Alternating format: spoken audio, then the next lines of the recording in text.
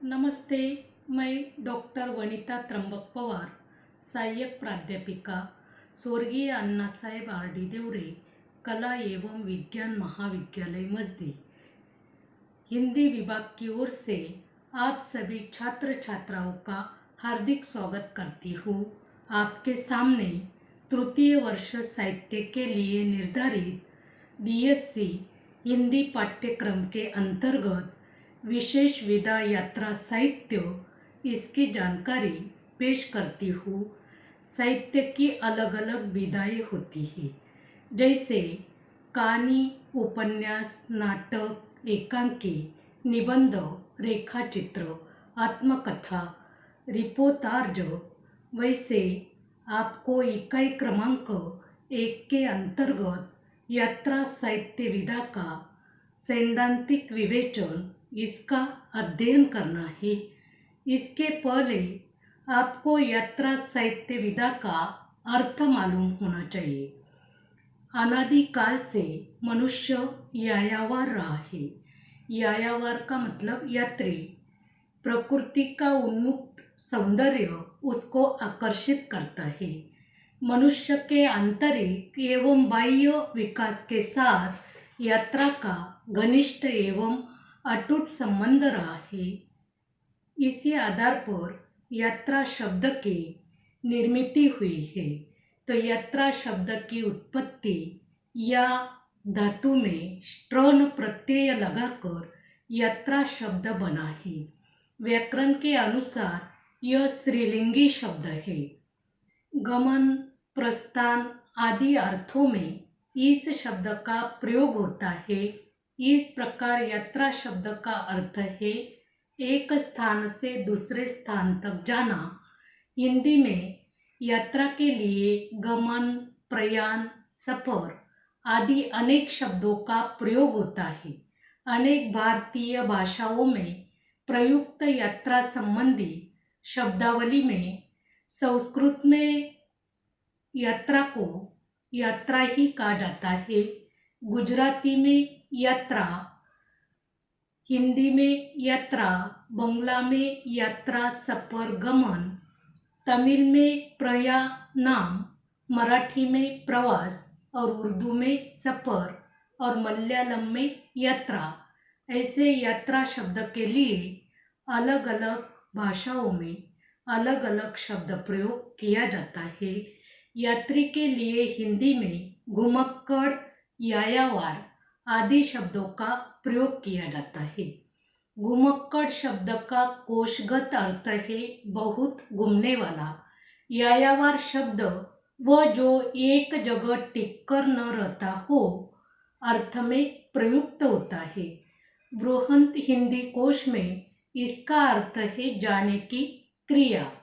तीर्थ यात्रा यात्रियों का समूह, मेला, यान, प्रस्थान, काल यापन, चढ़ाई, युद्ध यात्रा, उपाय व्यवहार, जीवन निर्वाह, उत्सव, नृत्य गान युक्त, रासलीला के ढंग का बंगाल में प्रचलित एक अभिनय और बंगाल में जात्रा शब्द प्रयुक्त है। यह नृत्य गान युक्त एक प्रकार का उत्सव है और आदिकाल से ही किसी दूसरे स्थान के लिए जाना, तीर्थ यात्रा, युद्धों के लिए प्रमाण आदि के साथ साथ बंगाल में प्रचलित इस अभिनय के रूप में यात्रा शब्द का प्रयोग होता है। डॉक्टर नगेंद्रनाथ बसु के अनुसार विजय की इच्छा से कहीं जाना, चढ़ाई, परिवर्जा, प्रस्थान, गमन, अभिनिर्माण, गम प्रस्थिति, दर्शनार्थ देवस्थानों को जाना, तीर्थाटन, एक स्थान से दूसरे स्थान पर जाने की जो क्रिया होती है इसे यात्रा यह कहा जाता है। और आरंभिक काल में युद्ध, तीर्थाटन आदि के लिए यात्रा करते थे। यात्रा शब्द का सामान्य अर्थ है किसी भी उद्देश्य से एक स्थान से दूसरे स्थान पर जाना अर्थात स्थान परिवर्तन करना यात्रा कहलाता है। द्वारिका प्रसाद शर्मा के मतानुसार सफर एक स्थान से दूसरे स्थान पर जाने की क्रिया है और यात्रा मनुष्य के लिए जीवन में बहुत गहराई से जुड़ी हुई है। आदि मानव से लेकर आधुनिक मानव बनने की प्रक्रिया में मनुष्य की यायावारी वृत्ति बहुत महत्वपूर्ण भूमिका निभाई है। भोजन व आजीविका की खोज से लेकर ज्ञान प्राप्ति एवं सौंदर्य जैसे अनेक उद्देश्यों तक यात्रा मनुष्य की सहचरी रही है। डॉक्टर सुरेंद्र माथुर ने यात्रा शब्द की लौकिक पारलौकिक व्याख्याएं प्रस्तुत की है। इसी आधार पर यात्रा की परिभाषा बनाई गई है। यात्रा का जीवन से अविच्छिन्न संबंध है। जीवनगत आवश्यकताओं की पूर्ति के लिए वह सदैव से बड़े पर्वत, घनघोर जंगल और जलते हुए रेगिस्तानों की यात्रा करते आ रहा है। अर्थात प्रारंभ से मनुष्य भूख प्यास मिटाने के लिए यात्रा करता था, लेकिन बाद में आकर सभ्यता का विकास हुआ। मनुष्य की बढ़ती आवश्यकता के अनुसार यायावारी वृत्ति उसकी बनने लगी और सत्यदेव परिवारजन के अनुसार जो जातियां दूसरे देशों में भ्रमण करने नहीं जाती वह धीरे धीरे मृत्यु की ओर चलने लगती है। यात्रा शब्द गतिशील का रक्षक है और स्थिरता की मृत्यु। मनुष्य का सर्वांगीण विकास यात्राओं द्वारा होता है। महापंडित राहुल सांकृत्यायन के अनुसार घुमक्कड़ी एक रस है जो काव्य रूप से किसी तरह भी कम नहीं है। कठिन मार्गों को तय करने के बाद नए स्थानों पर पहुंचकर हृदय में जो भावोद्रेक पैदा होता है वह एक अनुपम चीज है।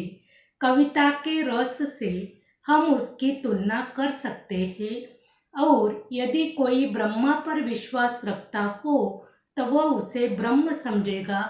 जैसे रसो वैस रस ही लब्ध्वा आनंदी भवति। संक्षेप में कहे तो यात्रा का अनुभव की प्रगति का सोपान है। यात्रा के कारण मनुष्य की बहुआयामी व्यक्तित्व तथा अनेक अनुभूतियों का गहरा ज्ञान होता है। मनुष्य स्वभाव से ही जिज्ञासु, सौंदर्य प्रेमी एवं विकासशील प्रवृत्तियों से युक्त रहा है। अपने जीवन की आवश्यकताओं की पूर्ति के लिए मनुष्य ने शुरू से यात्राएं की है।